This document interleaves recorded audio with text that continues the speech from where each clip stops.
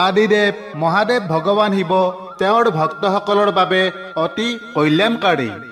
ভগৱান শিৱক প্ৰসন্ন কৰাটো অতি সহজ। ভক্তসকলৰ ভক্তিত ভগৱান শিৱ অতি সোনকালে প্ৰসন্ন হয়। শিৱ পূজাৰ বাবে কোনো বিশেষ পদ্ধতি অথবা বহু সামগ্ৰীৰ প্ৰয়োজন নাই।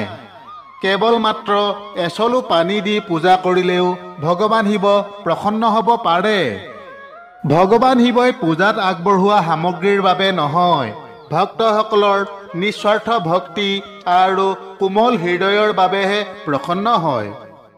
আজি আমি এনে এটা কাহিনী ক'বলৈ লৈছোঁ, য'ত ভগৱান শিৱই এজন ভিলৰ শ্ৰদ্ধা আৰু ভক্তিত সন্তুষ্ট হৈ সেই ভিলৰ আগত দৰ্শন দি তেওঁৰ কল্যাণ কৰিছিল। আমাৰ আজিৰ এই পবিত্ৰ কাহিনী কোনো বেদ পুৰাণতে বৰ্ণিত হোৱা নাই।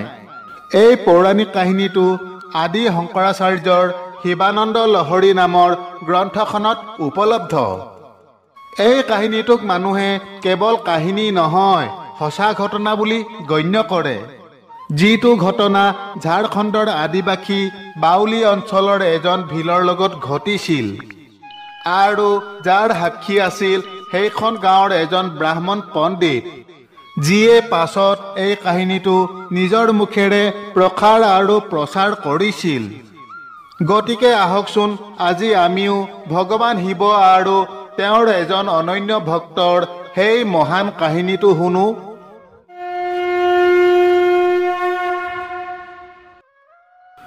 এই কাহিনীটো ঝাৰখণ্ডৰ এখন জনজাতীয় গাঁৱৰ।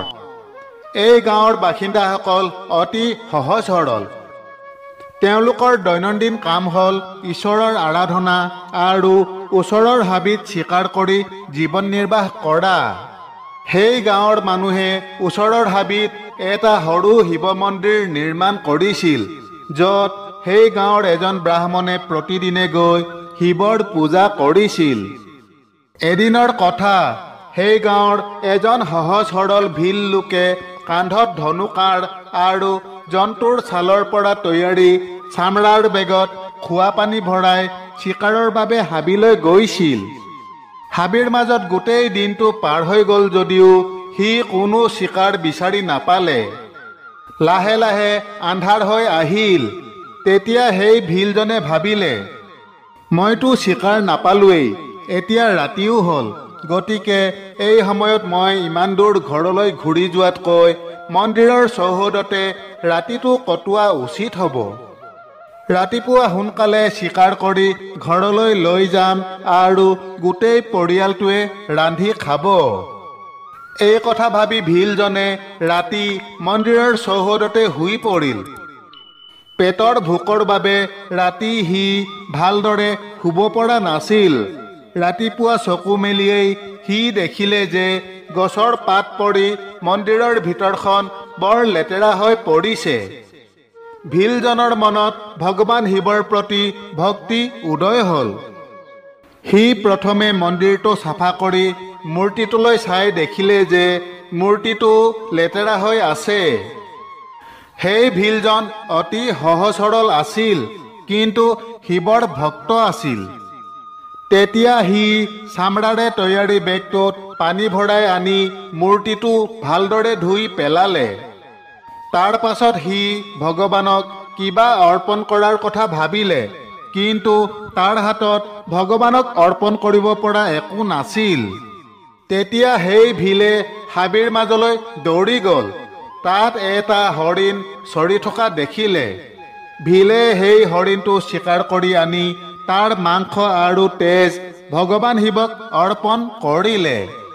ভিলজনে পূজাৰ ৰীতি নীতিৰ বিষয়ে একো নাজানিছিল, গতিকে সি পূজা কৰিব নাজানিছিল। কাৰণ সেই ভিলে আগতে কেতিয়াও পূজা কৰা নাছিল। কিন্তু তাৰ মনত অপৰিসীম শ্ৰদ্ধা আৰু ভক্তি আছিল। পূৰ্বজন্মৰ সংস্কাৰৰ বাবেই তাৰ মনত এই ইচ্ছা জাগ্ৰত হৈছিল। তাৰ পাছত ভগৱান শিৱক মাংস আৰু তেজ অৰ্পণ কৰাৰ পাছত ভিলজনে প্ৰসাদ বুলি গণ্য কৰি নিজেও সেই মাংস আৰু তেজ খাইছিল আৰু ঘৰলৈ লৈ গৈছিল। আৰু ঘৰৰ সকলোৱে ইয়াক ভগৱান শিৱৰ প্ৰসাদ বুলি বিবেচনা কৰি গ্ৰহণ কৰিছিল। লাহে লাহে ভিলজনে এই কামটো কৰিবলৈ আগ্ৰহী হৈ পৰিছিল। সি প্ৰতিদিনে মন্দিৰলৈ আহি শুইছিল, ৰাতিপুৱা সোনকালে উঠি মন্দিৰ চাফা কৰিছিল, চামৰাৰ বেগত পানী ভৰাই আনি মূৰ্তিটো ধুইছিল, কিবা জীৱ জন্তু মাৰিছিল, সেই জন্তুৰ মাংস আৰু তেজ প্ৰসাদ হিচাপে আগবঢ়াইছিল আৰু প্ৰসাদ বুলি সেই মাংস আৰু তেজ পৰিয়ালৰ মানুহৰ সৈতে গ্ৰহণ কৰিছিল। দুপৰীয়া যেতিয়া গাঁৱৰ পণ্ডিতজন মন্দিৰলৈ আহিছিল, তেতিয়া মন্দিৰত মাংস আৰু তেজ দেখি তেওঁৰ অত্যন্ত খং উঠিছিল। পণ্ডিতে গোটেই মন্দিৰটো পুনৰ ধুই চাফা কৰি বেলপত্ৰ ফুল আদি আগবঢ়াইছিল। কিন্তু যেতিয়া একেটা প্ৰক্ৰিয়াই প্ৰতিদিনে পুনৰাবৃত্তি হ'বলৈ ধৰিলে, তেতিয়া তেওঁ ভাবিলে, প্ৰতিদিনে মন্দিৰত মাংস আৰু তেজ কোনে আগবঢ়ায়? মই সদায় মন্দিৰটো চাফা কৰোঁ, অথচ পুনৰ একেই হৈ পৰে। সদায় এই কাম কোনে কৰে? আজি ৰাতি মন্দিৰত লুকাই থাকি মই চাব লাগিব। এই কথা ভাবি পণ্ডিতজনে সত্যতা জানিবলৈ গোটেই ৰাতি মন্দিৰৰ চৌহদত থকা গছ এজোপাৰ আঁৰত লুকাই থাকিল। ৰাতিপুৱা যেতিয়া মন্দিৰত শব্দ হৈছিল, তেতিয়া পণ্ডিতজনে দেখিলে যে এজন ভিলে মন্দিৰলৈ আহি ঝাৰুৰে গোটেই মন্দিৰটো চাফা কৰি পেলালে। তাৰ পাছত চামৰাৰ বেগত পানী আনি মূৰ্তিটো ধুই দিলে। ইয়াৰ পাছত ভিলজনে এটা জন্তু চিকাৰ কৰি আনি সেই জন্তুৰ মাংস আৰু তেজ আগবঢ়ালে আৰু প্ৰসাদ বুলি গণ্য কৰি সেই মাংস আৰু তেজ সি নিজেও অতি ভক্তিৰে খাইছিল। জোপোহাৰ আঁৰত লুকাই থকা পণ্ডিতজনে এই সকলোবোৰ কাণ্ড দেখি হতভম্ব হৈ পৰিল। পণ্ডিতজনে অতিশয় ক্ৰোধিত হৈ ভিলজনক গালি শপনি দিবলৈ ওলাইছিল। তেনেতে হঠাৎ প্ৰচণ্ড বিজুলী ঢেৰেকনিৰে ধুমুহা আহিবলৈ ধৰিলে। আনহাতে ভিলে প্ৰসাদ বুলি গণ্য কৰি মাংস আৰু তেজ খাই আছে। তেনেতে ভিলজনে দেখিলে যে শিৱলিংগৰ চকুৰ পৰা তেজ বৈ আহিছে। এই দৃশ্য দেখি সি বৰ দুখ পালে আৰু হাবিৰ পৰা বনৌষধি আনি চকুটো ভাল কৰিবলৈ চেষ্টা কৰিলে। কিন্তু সেই বনৌষধিয়ে চকুটো ভাল কৰিব নোৱাৰিলে আৰু তেজ ওলোৱাটো বন্ধ নহ'ল। তেতিয়া ভিলজনে ভাবিলে, যদি মোৰ চকুটো ইয়াত লগাই দিওঁ তেন্তে নিশ্চয় তেজ ওলোৱা বন্ধ হৈ যাব। আৰু এই কথা ভাবি সি নিজৰ এটা চকু উলিয়াই শিৱলিংগত লগাই দিলে। কিন্তু তেতিয়াই শিৱলিংগৰ আনটো চকুৰ পৰাও তেজ ওলাবলৈ ধৰিলে। তেতিয়া ভিলে নিজৰ আনটো চকু উলিয়াই শিৱলিংগত লগাই দিলে। এতিয়া ভিলজন দুয়োটা চকুৰে অন্ধ হৈ পৰিল। তেনেতে তাত এটা উজ্জ্বল পোহৰৰ সৃষ্টি হ'ল আৰু উজ্জ্বল পোহৰৰ পৰা ভগৱান শিৱৰ আৱিৰ্ভাৱ হ'ল। ভিলজনৰ ভক্তিত ভগৱান শিৱ অতি প্ৰসন্ন হৈছিল। ভগৱান শিৱই সেই ভিলক ক'লে, হে বাছা, তোমাৰ ভক্তিত মই অতি প্ৰসন্ন হৈছোঁ। তোমাক কি বৰ লাগে কোৱা, মই তোমাৰ সকলো ইচ্ছা পূৰণ কৰিম। তেতিয়া ভিলজনে কান্দি কান্দি ক'লে, হে প্ৰভু, মোৰ কোনো বস্তুৰ প্ৰতি লালসা নাই, কিন্তু আপোনাৰ দৰ্শন কৰাৰ ইচ্ছা নিশ্চয় মোৰ মনত আছিল। কিন্তু এতিয়া মই অন্ধ হৈ পৰিছোঁ, গতিকে আপোনাৰ দৰ্শন কৰিবলৈও নোৱাৰোঁ। তেতিয়া ভগৱান শিৱই সেই ভিলৰ দুয়োটা চকুৰ দৃষ্টি পুনৰ প্ৰদান কৰিলে। ভগৱান শিৱৰ দৰ্শন লাভ কৰি সেই ভিল ধন্য হৈ পৰিল আৰু বৰদান হিচাপে সি ভগৱান শিৱৰ চৰণত থান বিচাৰিলে। তেতিয়া মহাদেৱে তাক বৰদান দি ক'লে, হে ভিল, যিহেতু তুমি তোমাৰ দুয়োটা চকু মোক দান কৰিছিলা, সেয়েহে আজিৰ পৰা তোমাৰ নাম হ'ব কন্নপ্পা আৰু তুমি মোৰ মহান ভক্তসকলৰ মাজত পৰিগণিত হ'বা। তুমি ভক্তিত যি কাৰ্য কৰিলা এই কলিযুগত সেই কথা শুনি ভক্তৰ সকলো পাপ নাশ হৈ যাব আৰু তোমাৰ অনন্য ভক্তিৰ কাহিনী প্ৰচাৰ আৰু প্ৰসাৰ কৰিব এই পণ্ডিতে, যিয়ে গছৰ আঁৰত লুকাই থাকি এই সকলো লীলা চাই আছে। সিফালে জোপোহাৰ আঁৰত লুকাই থকা পণ্ডিতজনে সকলো চাই আছিল। তেওঁ ভাবিলে, মই ইমান দিনে ভগৱান শিৱক পূজা কৰিলোঁ, ভক্তি কৰিলোঁ, কিন্তু মোৰ ভক্তি একোৱেই নহয়, কেৱল এই ভিলজনৰ ভক্তিহে মহান।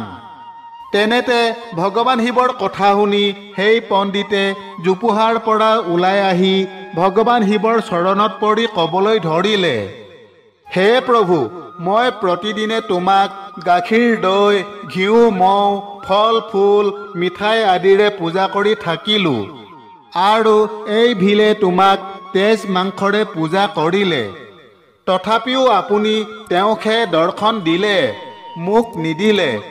প্ৰভু, এনেকুৱা কিয় হ'ল? এই বিষয়ত ভগৱান শিৱই কৈছিল, হে পণ্ডিত, তোমাৰ ভক্তিত সামগ্ৰী আছিল, কিন্তু ভাৱ ভক্তি নাছিল। ভিলৰ ভক্তিত অপৰিসীম ভক্তি আছিল। তেজ আৰু মাংস অৰ্পণ কৰাটো পাপ নে পুণ্য তেওঁ সেইটো ভবা নাছিল। যি পাইছিল সঁচা ভক্তিৰে মোক আগবঢ়াই দিছিল। আনকি মোৰ বাবে নিজৰ দুয়োটা চকু আগবঢ়াই দিলে। আৰু তুমি জোপোহাৰ আঁৰত লুকাই থাকি কেৱল এই সকলোবোৰ লীলা চাই থাকিলা। হে পণ্ডিত, মই ভাৱ ভক্তিৰ ভোকতহে আতুৰ হৈ থাকোঁ। মোক গাখীৰ দৈ ঘিউ মৌ ফল ফুল মিঠাই আদিৰ প্ৰয়োজন নাই। মোৰ কেৱল ভক্তৰ প্ৰকৃত ভক্তিহে ভাল লাগে। তুমিও মোক পূজা কৰিছিলা, সেইবাবেই আজি ভিলৰ পাছত তোমাক দৰ্শন দিলোঁ। এতিয়া যোৱা, মোৰ এই মহান ভক্তৰ কাহিনী প্ৰচাৰ কৰা। য'তেই ধৰ্ম আৰু ভক্তিৰ কথা আলোচনা কৰিবা, তাতেই এই কাহিনী বৰ্ণনা কৰি সকলোকে এই ভিলৰ ভক্তিৰ কথা শুনাবা। এই বুলি কৈ ভগৱান শিৱ অদৃশ্য হৈ পৰিল আৰু সেই ভিল আৰু পণ্ডিতজনে ভগৱান শিৱৰ জয়ধ্বনি কৰি গাঁৱলৈ উভতি আহিল। ইয়াৰ পাছত ভগৱান শিৱৰ আদেশ অনুসৰি পণ্ডিতজনে য'তেই ধৰ্ম আৰু ভক্তিৰ কথা আলোচনা কৰিছিল, তাতেই সেই ভিলজনৰ কথা আৰু শিৱৰ প্ৰতি থকা তেওঁৰ ভক্তিৰ কাহিনী বৰ্ণনা কৰি শুনাইছিল। এই সুন্দৰ কাহিনীৰ পৰা আমি এই কথা জানিব পাৰোঁ যে ভগৱান সদায় ভক্তিৰ ভোকতহে আতুৰ হৈ থাকে, বস্তুগত সামগ্ৰীৰ বাবে নহয়। সেই ভিলজন, যাৰ নাম আছিল নীল, ভগৱান শিৱই তেওঁৰ নাম সলনি কৰি কন্নপ্পা কৰিছিল।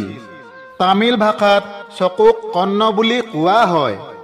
ভিলজনৰ ভক্তিৰ বলতে ভগৱান শিৱৰ দৰ্শন লাভ কৰি সেই ব্ৰাহ্মণ পণ্ডিতজনো ধন্য হৈ পৰিছিল। বান্ধৱসকল, শিৱ ভক্তিৰ এই মহান কাহিনী আপোনালোকৰ নিশ্চয় ভাল লাগিল। তেন্তে সকলোৱে কওক, জয় ভগৱান শিৱ শংকৰ।